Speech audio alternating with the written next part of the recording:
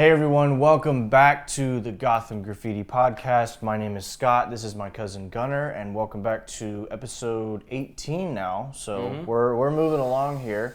For those of you who have not subscribed, please consider subscribing. We're here every Thursday to Friday, getting out our podcast videos. We also post YouTube shorts, and you can find us on social media and all of that good stuff. But with all that out of the way, we're going to go ahead and get into today's news. So I'll go ahead and let you start with that. Yeah, so James Gunn released an official picture of David Cornsweat. I believe it's Cornsweat. If I'm mispronouncing that or saying it wrong, mercy please. But I believe it's David Cornsweat, Superman. Scott will put the picture up on the side here. Yeah. So just kind of going over what we've seen of it. I'm reserving a lot of emotion and excitement, right? Because I feel like a lot of times people overreact with these things. Oh, 100%. People immediately were slamming it. And it's I hate the internet sometimes because I hate the internet when stuff like this happens, it's either like, this is the greatest suit we've ever gotten, or this is the most terrible thing that's happened to us and the world's going to end now. It's like... Something I think people need to remember, and I think a great example is the Pattinson suit. Yes. When that first image of when Robert Pattinson's Batman suit got leaked, everybody and their mother was panicking. Me included. I was one of the people that was like, oh no.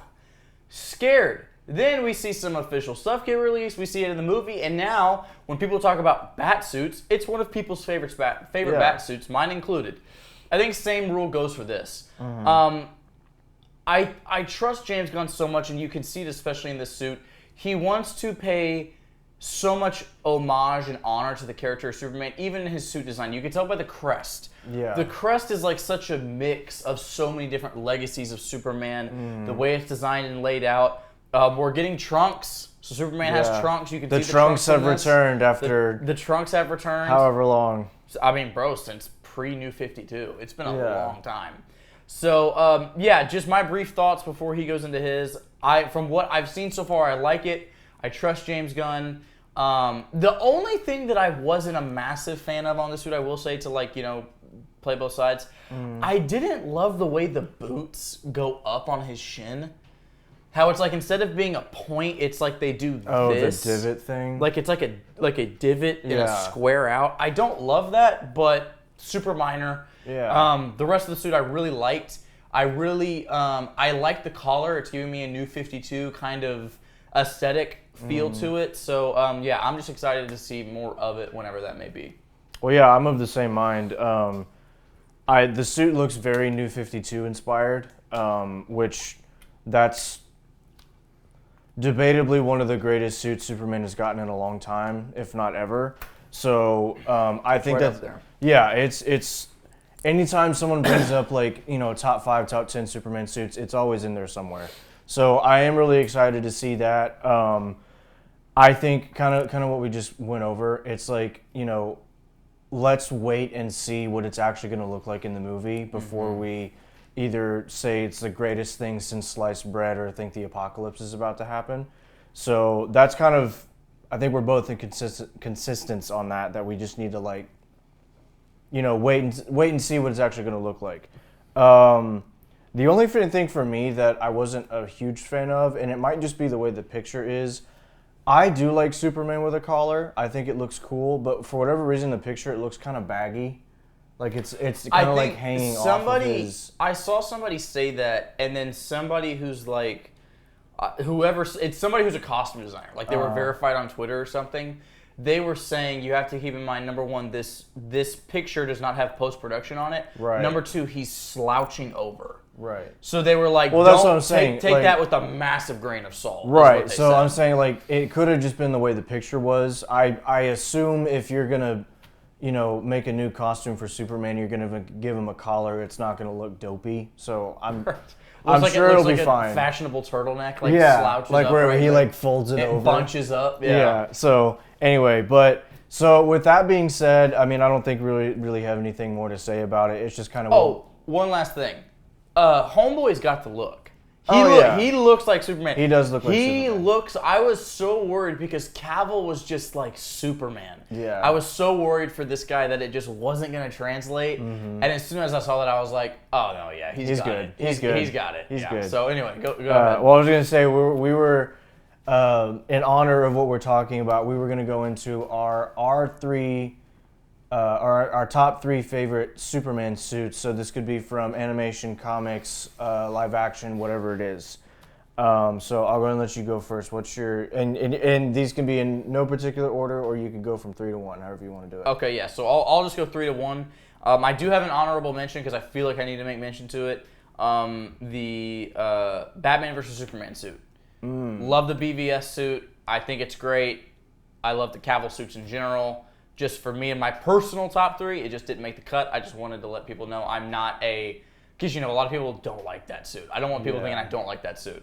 So number 3 for me is the Justice Lord suit from Justice League, the animated series. Ah, that's a good suit. That's a good one. To me, when you talk about like just a clean alternate, like it's the white cape, it's the flash of red and black. It feels very, it's very like threatening and you know what it feels like? It feels very like European. And saying it without saying it, we all know how the Europeans are military-wise with their fashion. Wink, wink. So it feels very like ominous European. It also just looks so cool. It does. There was a battle pack of little like 4-inch JLA action figures when the show was still on.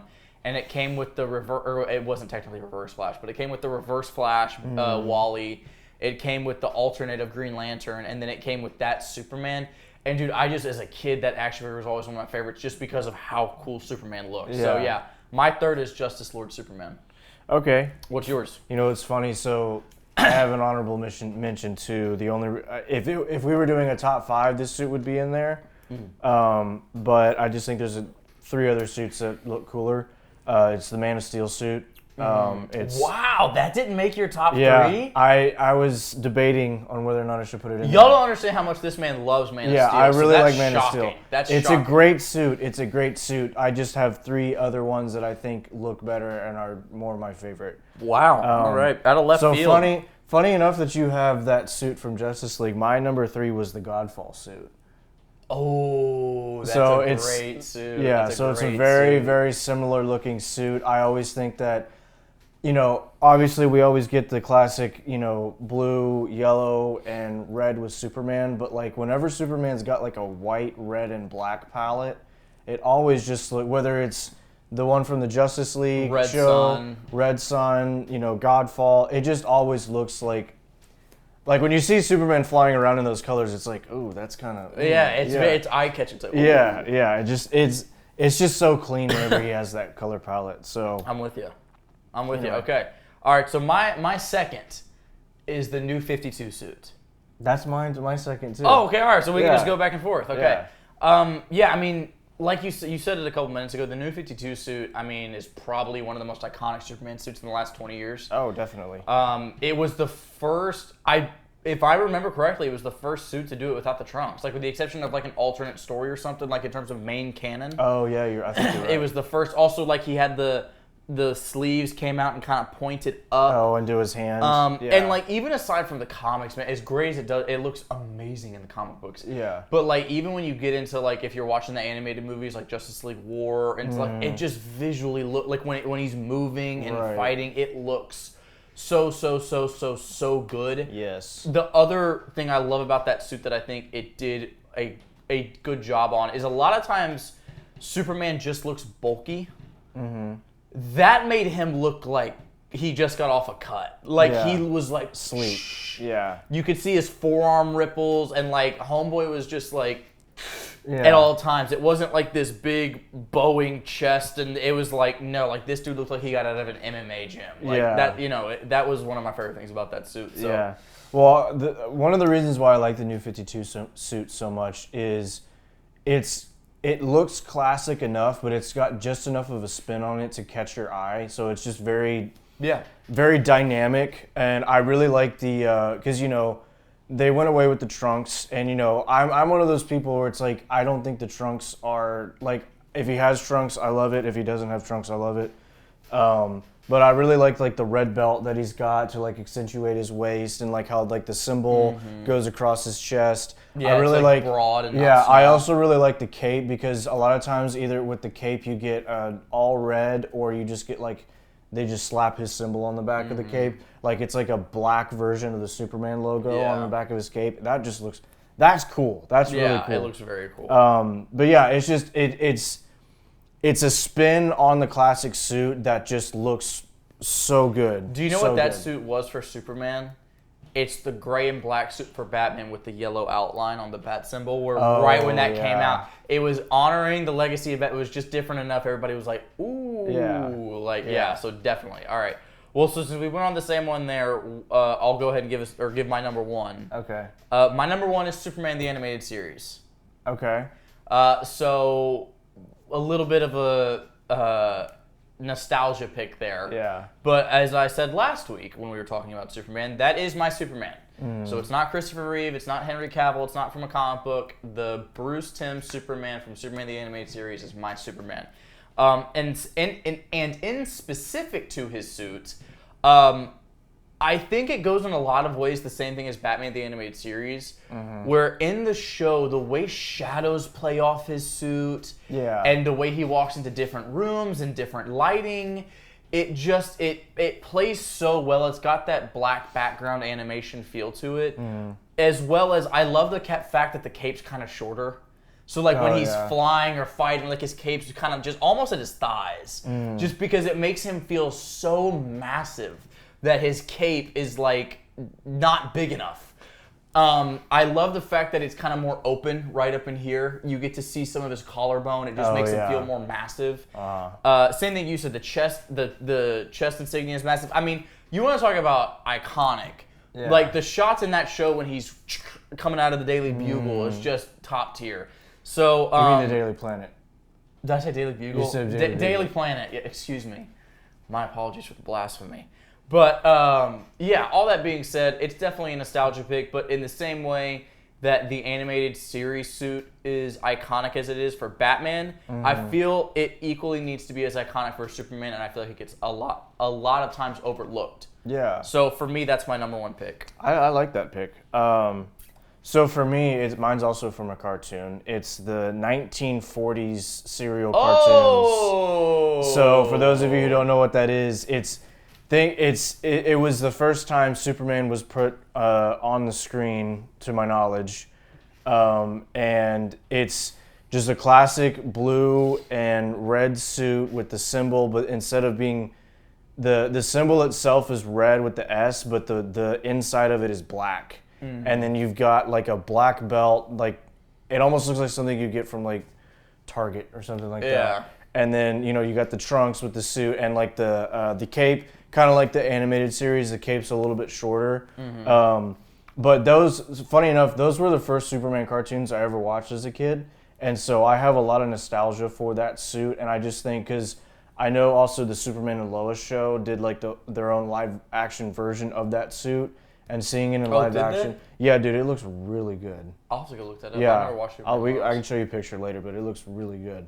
But it's just like when I think of like classic Superman, a lot of people, they think of, the red and yellow logo with the blue suit. I think of the red and black. OG. Yeah. And like that was when Superman was just like, it was the same formula every episode. It was, Clark Kent goes to do something, Lois gets in trouble. He said, "This is a job for Superman." He runs, he changes, and saves the day. And it's a comfort show. Like it's one of those things I'll go back and rewatch, and I'm just like, There was one day we were celebrating I don't remember what it was, but anyway, it was a long night, and I came home. He got home before I did, and I came to come check on him. And he's like passed out, and he's got the 40s Superman cartoon running. And I was like, is he because I heard it before I saw it. Yeah. And I was like, that's not what I think it is, because I haven't watched those since I was 6. Yeah. And so I was like, that's not what I think it is. And I go and I pop in his room and look on the TV, and I was like, oh, he's got the old serials running. All right. Yeah. So yeah, he means that when he says it. But yeah. Well, anyway, so I think after this we're gonna go straight into Read of the Week.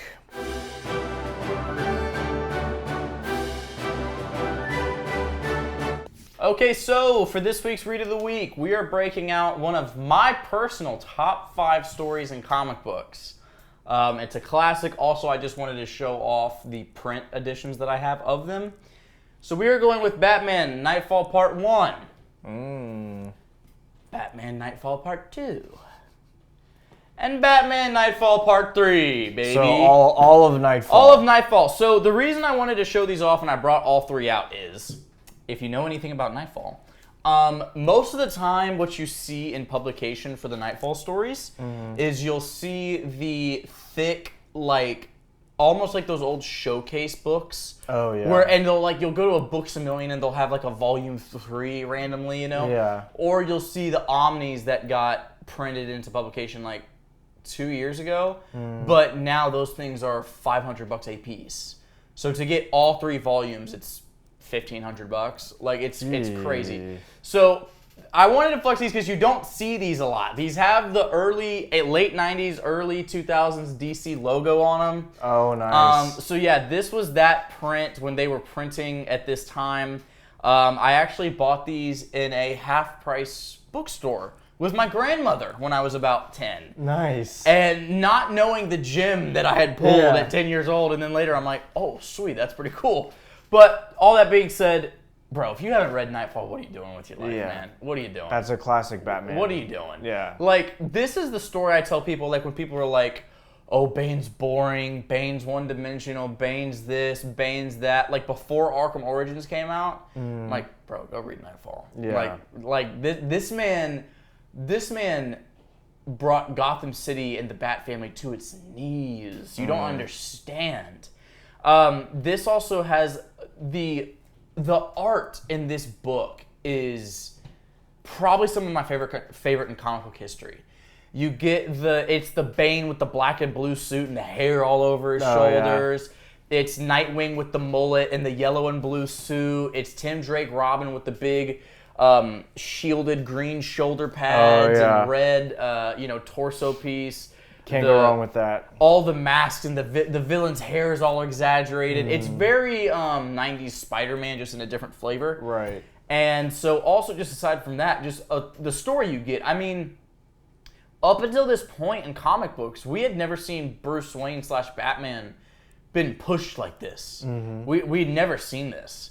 And seeing the way he's pushed mentally and physically, the comeback he has to make, and the way he has to do it, and not only does he have to defeat Bane, but now he has to defeat Azrael at a certain point. For all my Azrael fans, if you like Azrael, pick this one up. It's probably a top 5 Azrael story, if not top 3. Man, I don't want to talk about it too much because I'll accidentally spoil something, but it's just. You don't understand how good this story is. You get the Nightfall Batman suit in it, bro. You get the Nightfall Batman suit in it.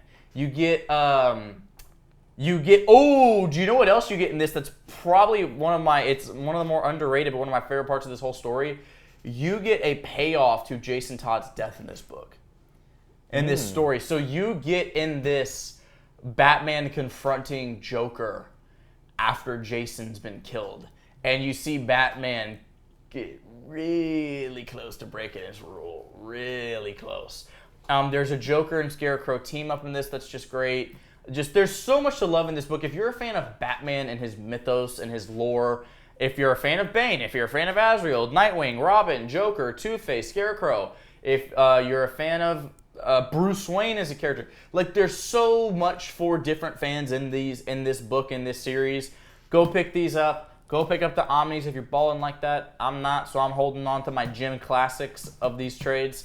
If you can go pick up the showcases, if you can somehow find all of them, good on you. I don't know how you do that, but good job. And Read of the Week is all 3 parts of Nightfall.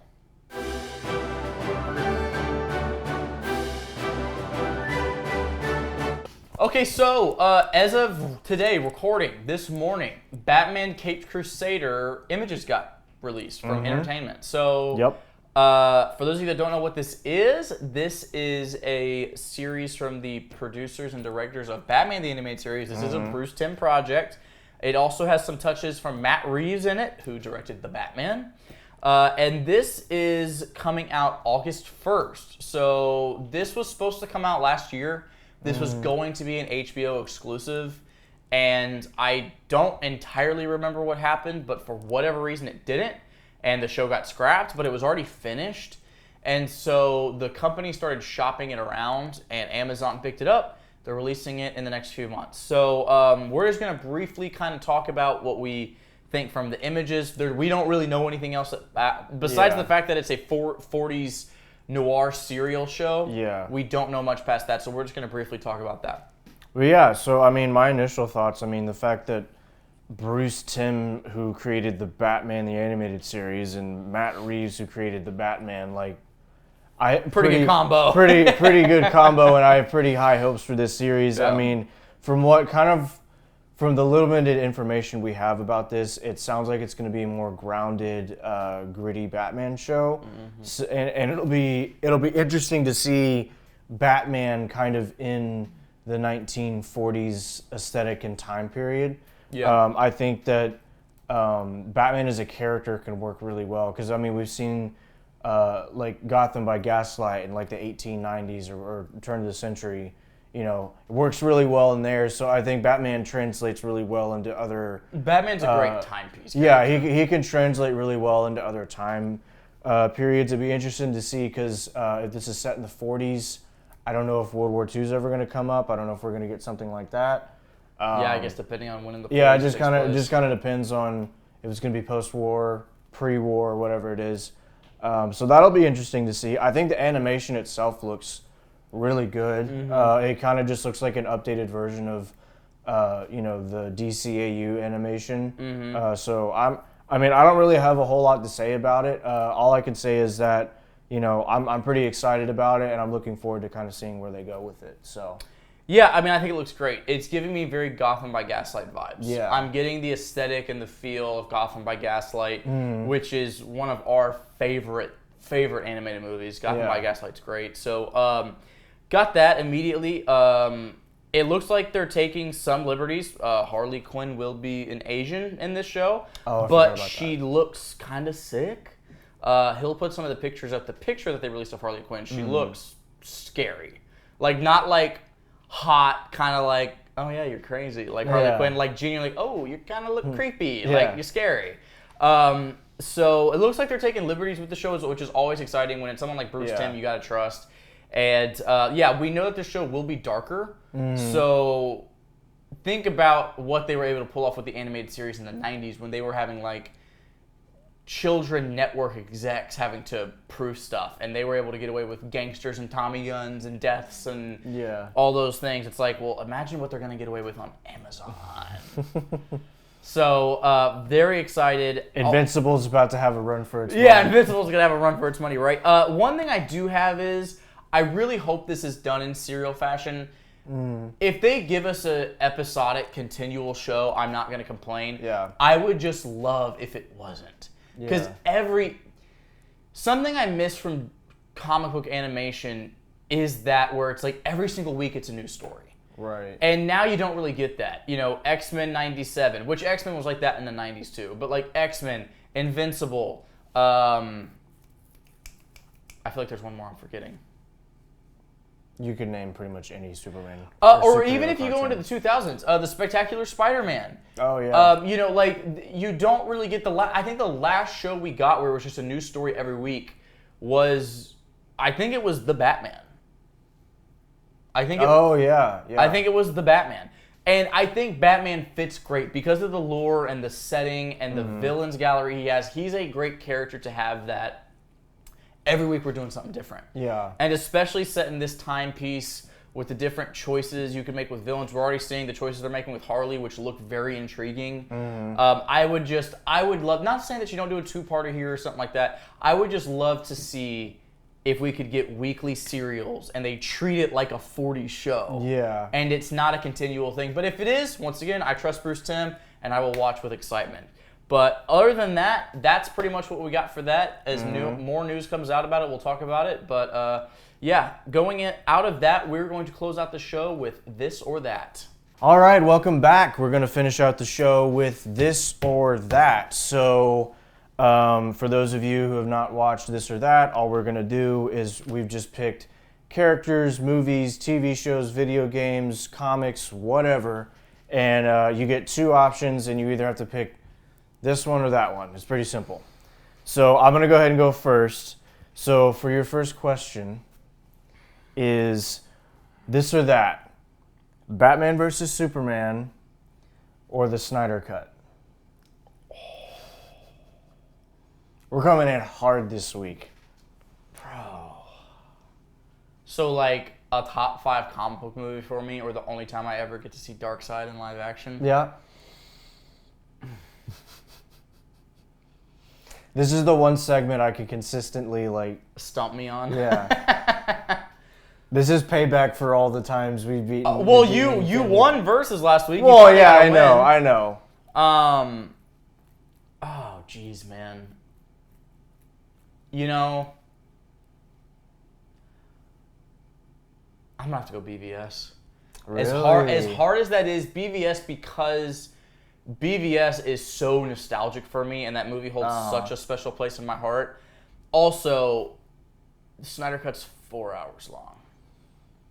Yeah, I don't know if I can only have one. Yeah. And I can only have one in my film library to watch. It's like, also like, you get armored Batman, you get the warehouse scene, you get that is a good point. Like, there's just, as much as I love Darkseid, yeah, there's just a little bit more Batman in BVS. So in Batman versus Superman. Yeah, I'm unfortunately gonna have to part with the Snyder Cut. Yeah, I think I was initially thinking Snyder Cut, but when you brought up the warehouse fight. By the way, for context, you didn't mention this if you're a new viewer.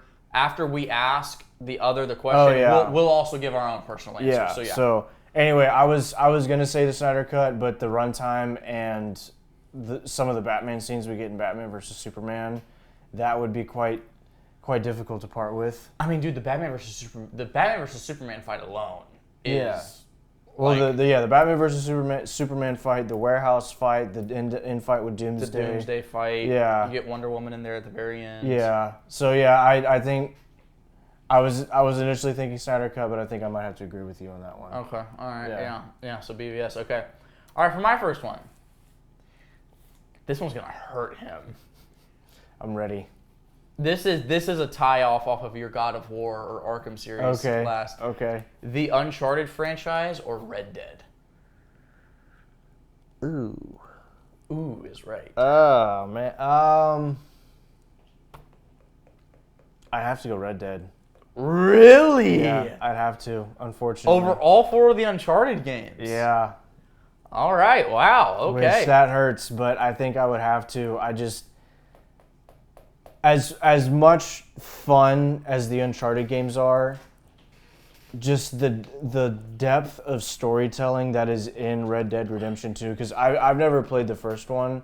I know what happens in the first one, but just the level of storytelling and like the character of Arthur Morgan, that would be really hard to part with. I gotcha. Because even like with Uncharted, like obviously there are running storylines in that game, but like the first one and like the second one, there's not really a whole lot. Like there's like characters that are reoccurring. Yeah. And then like the third one and the fourth one have some pretty good storytelling. Like you get the stuff with Sully, even though the third game is usually considered like the worst in the series.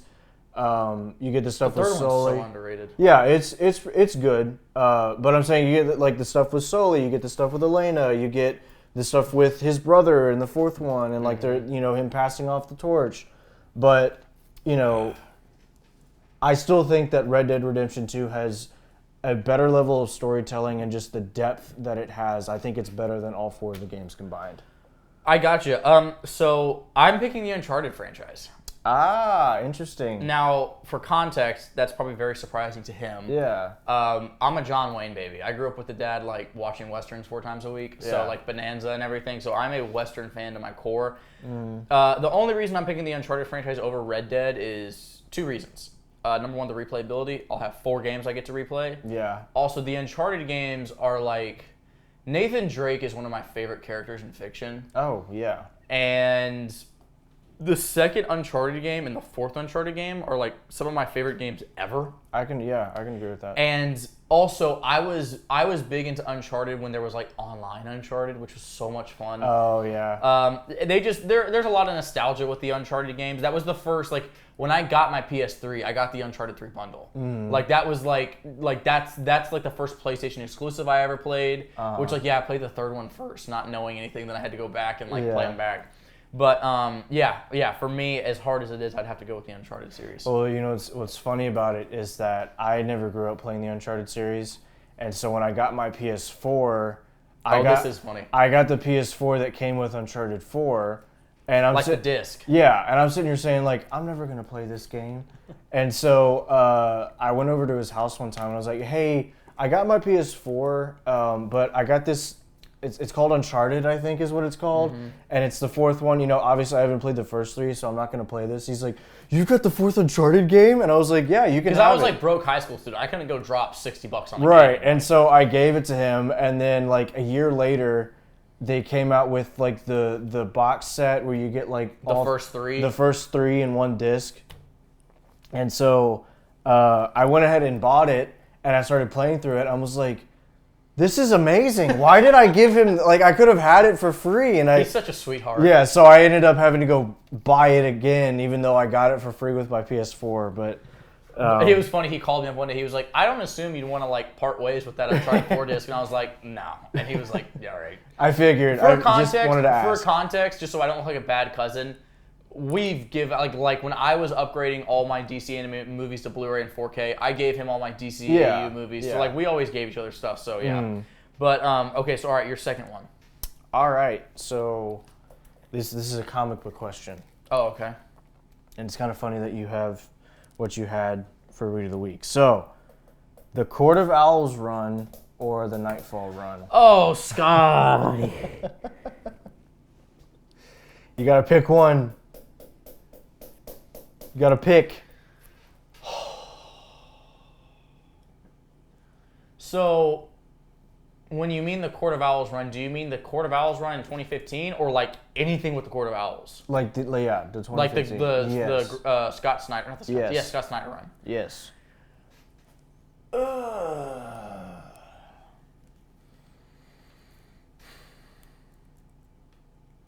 Oh my gosh, dude! I don't even know. They're both like top 5. Like they're both top 5 comic stories for me. You gotta pick. You know, I'm gonna have to go with the Court of Owls. Because a couple reasons. There's not a lot of Court of Owls media. Mm-hmm. There's a lot of Bane media. So I can get a lot of Bane. I can get City of Bane. I can get Bane in Young Justice, Arkham Origins. I'm actually replaying the Telltale games right now, so I've got Bane in the second Telltale game. Bane's got a movie. He's in some of the DCAU movies. Mm-hmm. I can get my Bane fix. The Court of Owls, with the exception of the comics and Batman vs. Robin, like and Gotham Knights, like there's not a whole lot of Court of Owls. Right. And just that, like, bro, it's like it just barely edges out Nightfall just because of how good that story is and what that did for the Batman lore, and then like everything else, especially like the Nightwing stuff you get from like the City of Owls, like the stuff you get after the Court of Owls. I couldn't part with it.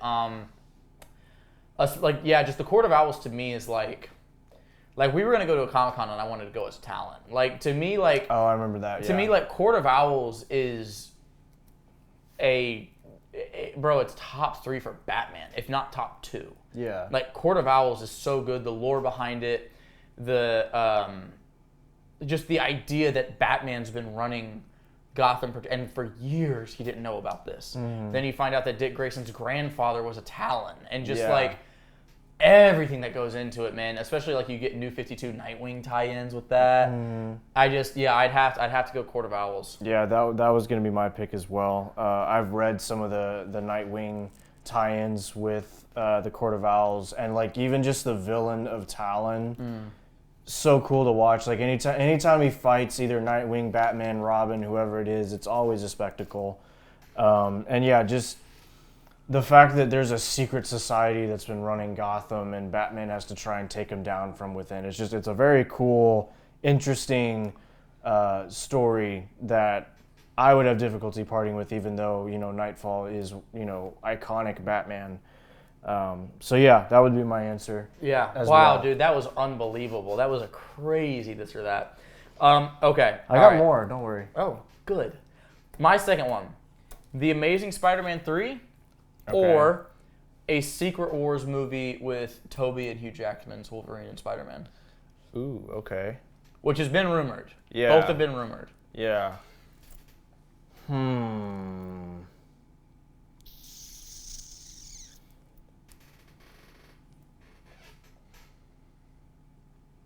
That's hard because on one hand I want to see like Andrew angry after Gwen's death and like possibly get the symbiote, but on the other hand, seeing Tobey and Hugh interact on screen would be because the two cool. rumored Amazing Spider-Man 3 is either the symbiote or that you see the Sinister Six. Yeah. I might have to go with the Secret Wars only because like it's Tobey again. Yeah. I feel like you kind of have to. As cool as it would be to see, a bloodlusted Andrew Garfield Spider-Man in the third one, you kind of can't really part with Tobey and Hugh Jackman. I got Secret Wars 2. Yeah. I mean, it's just the 2000s baby in me. Yeah. Seeing Tobey Maguire's Spider-Man and Hugh Jackman's Wolverine leading a team is just that's like that's everything you ever could have dreamed. It's everything for. you could have dreamed. I mean, it's like two parts of the original Marvel, trilogy. Yeah. Or not trilogy, Trinity. So like, that's for me. I hope we get that movie. Yeah. As cool as it would be to see The Amazing Spider-Man 3, seeing Tobey and seeing Hugh again would be hard to part with. That would be pretty cool. All right. So for my third question. This or that, the Winter Soldier or Daredevil? Oh, Daredevil. Daredevil? As much as I love the Winter Soldier. That kind of surprises me because I remember you were really into Winter Soldier. I still am, but Daredevil to me is like a top 3 Marvel character for me. Especially after reading the Chip Zdarsky run, because watching the show. I know Daredevil's a little bit more recent for you. Yeah, just Daredevil for me is like a top 10 comic character. Okay. So like after reading that run and watching the show, I fell so in love with the character of Daredevil that, especially like when you're talking about lore, like Winter Soldier's got a couple stories here and there. Right. Daredevil's just, that's pretty easy for me. I'd have to go Daredevil. Okay. I would only go Winter Soldier just because I don't really have the knowledge of Daredevil. You don't have a whole lot of Daredevil Yeah, lore? like I think I'm not gonna sit here and say he's a cool character. Don't get me wrong. I love like. The aesthetic of Daredevil is really cool. Like I've seen like the hallway fight scene in the TV show. I've seen bits and pieces of it here and there, but like I just have to go the Winter Soldier. Just 'cause, like especially the fight in Captain America: The Winter Soldier. Yeah. Like I gotcha. Yeah, because you're getting one of the best, like in my opinion, the best MCU movies. So yeah. I gotcha. Yeah. Okay. All right. So this one will be particularly hard for my co-host. What do you got? Luke Skywalker or Obi-Wan Kenobi? Oh, no. Oh, no. Oh, Those are like his top 2 favorite Star Wars characters. Yeah. Oh, man.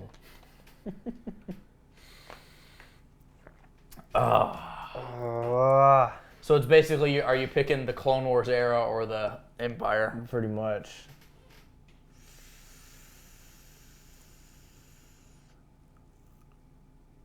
As much as this hurts, I might have to go with Obi-Wan Kenobi. Really? Yeah, which really sucks. I thought you'd pick Luke. Yeah, well, it's for a couple of reasons. One, because like growing up, like when I was a kid, Obi-Wan Kenobi was my favorite Jedi, and then as I got older, it became Luke Skywalker. Mm-hmm. So, and I'm not saying, because, you know, I've talked about, like, when we had our Star Wars episode, like, Episode 6 will always be my favorite Star Wars movie, just because of, like, the last 45 minutes with Luke and Vader and all of that. I gotcha. But I grew up on Obi-Wan Kenobi. He was always my favorite Jedi growing up until I switched over to Luke. And just kind of like, if you go through the Star Wars mythos, just like how much influence Obi-Wan Kenobi has over everything. Like, he helped train Anakin, you know, he defeated him, and that's when Anakin turned to the dark side and became Darth Vader. You know, he helped protect Luke. He brought him to the Death Star and reunited him with his sister, and like fought off Darth Vader so that they could get away. And just like what he represents, like, as much as I talk about how, you know, Luke Skywalker is the embodiment of hope and not giving up and never surrendering, all of that, Obi-Wan has that in spades as well. Because, you know, if you go through everything that happened to him, you've got the death of his master, the death of his you know, was going to be his girlfriend but never became because they were forbidden because of the Jedi code. You had what he thought was his brother turn on him and possibly die, then to come to find out that he's still alive and is running the Empire. You know, they're at every point in the Star Wars universe during Obi-Wan's life, he had a chance to turn to the dark side, and everyone probably would have not blamed him for turning to the dark side, and he didn't. Yeah. So that would be the only reason I'd have to go with Obi-Wan Kenobi. So I think you have good reasoning. I'm picking Obi-Wan as well, only because Maul is my favorite Star Wars character, so I'm not getting a lot of the Maul stuff without Obi-Wan. Yeah. So you can get Luke versus Maul. You can get that. Does that happen in the comics? I don't know. Probably not. Probably not. If it does, it's like a dream sequence or something. Yeah. So yeah, for me, it's Obi-Wan as well. So. Okay. Okay. All right. You're fourth. All right. Is this your third? This is my fourth. You're fourth. Okay. So this one's this one's a little easy before we get into the last one. Okay. So I'm packing heat with my last one too. Yeah. This is a powers question. Okay. So what would you rather have? Super speed, and when I say super speed, I don't mean the Flash where you can run back in time and, you know, go into the Speed Force, just like Quicksilver or Red Rush, like you could just run really fast. Or super healing, so kind of like Deadpool, Wolverine.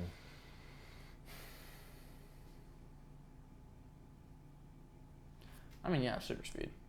Really? Super speed. I mean, even if it's not on the level of Flash, not Silver Surfer, Quicksilver and Red Rush can still, I mean, move. Like, I could get anywhere like that. Like, yeah. So for me, I just think super speed in terms of comic books is one of like the coolest powers. Mm-hmm. So yeah, I'd have to go super speed. Funny enough, I would actually have to go with super healing. Okay. Because I'm thinking, you know, obviously super speed has a lot more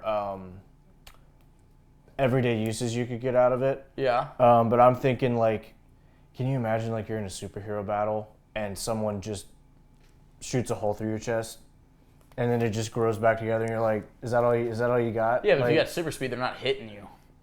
I mean, yeah, but like, imagine you're like charging at somebody and they're throwing everything they got at you and it's not working. Not effective. Because with super speed, because, like, you know, maybe you'd be able to heal a little bit faster with super speed, but like you could still, if someone shoots you in the head, like, that's it. I gotcha. Yeah, I get it, but yeah, super speed definitely. Okay.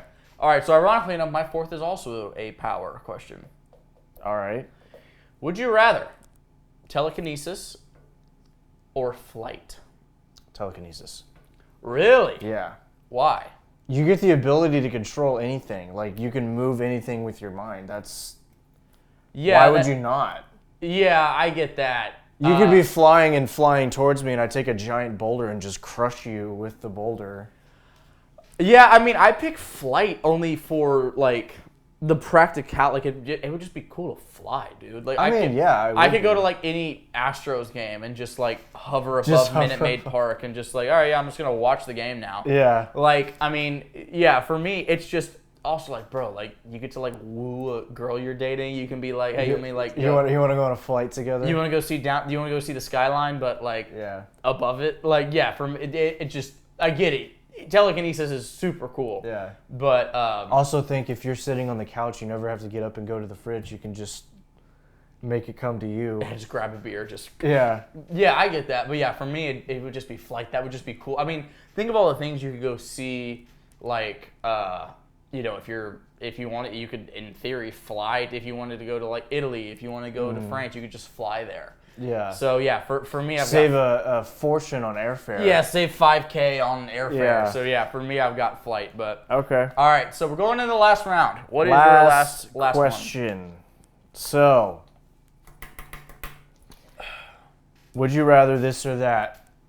A Darth Maul solo movie or a Boba Fett solo movie? Oh! And when I say this, Disney kind of takes its hands off of it, touch and it. they just let it be what it's supposed to be. Ugh.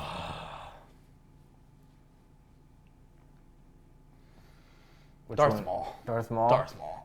As much as I love Boba Fett, Darth Maul has never wavered from my favorite Star Wars character ever.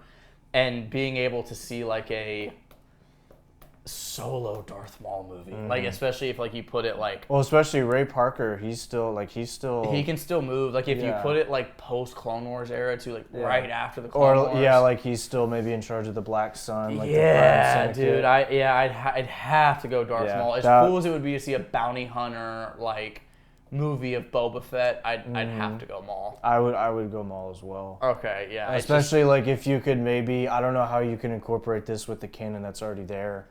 But if you could somehow get an Obi-Wan and Maul fight in there at the very end. And Maul could actually win one? Yeah, that would be pretty cool. That would be sweet, yeah. Okay. All right, so for my last one, this is going to be hard. Batman 1989? Oh, no. Or the first Tobey Maguire Spider-Man? Oh, no. Oh, no. Ah, man.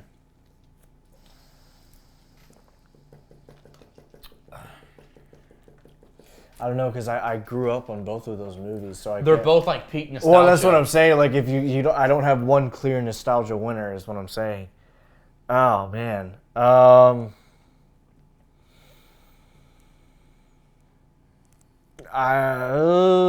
might have to go with 89. 89. I might have to go with 89, just because I still remember like when I went over to your house and watched that for the very first time. Yeah. That was one of the very first PG-13 movies I ever got to watch as a kid. Yeah. And, you know, the suit, the Batmobile, Joker, just the score alone. The score. Which really sucks because, like... Two of, like, the most iconic scores ever. Right. Well, that really sucks because, like, I'm choosing, like, Tobey Maguire's Spider-Man, Green Goblin, Willem Dafoe, you know, like... Or Jack Nicholson's Joker and Keaton's Batman. Yeah. So as much as it hurts, I might have to go with Batman 89. Yeah. So for me, I'm also picking 89. Okay. The first Spider-Man isn't even my favorite in the trilogy, so like if I have to pick between the two, I'm okay with parting with the first Spider-Man. As long as you get the third one. As long as I get Spider-Man 3. Yeah. But I mean, dude, you talk about nostalgia. Like, and I've watched both of them in the last like month and a half. Okay. So I've recently watched both. 89 is just like dude, that's our childhood. Yeah. Like, and how much of Batman mythos was affected by that movie? Oh yeah. And it's the reason why we got Batman the animated series. It's the reason we got Batman the animated series. You know, even like the OG Lego games. I mean, so much of what Keaton did, like, and what that first movie is, and it's just I remember watching it. Like, I watched it 3 weeks ago, and I was just watching. I was like, dude, this is this is Batman. Like, just the world created. I love Nicholson's Joker. I love Nicholson's Joker so much.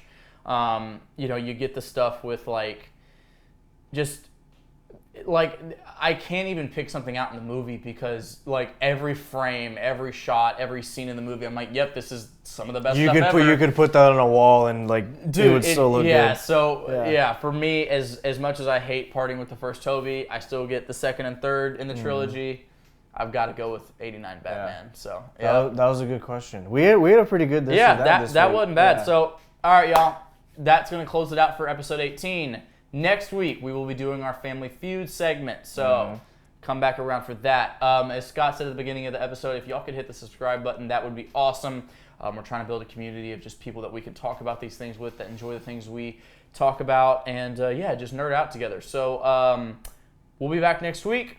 We've got shorts. If you're more into the short form content, just slide over on your phone to the short page. We just uploaded a few. By the time this is out, we'll upload a few more.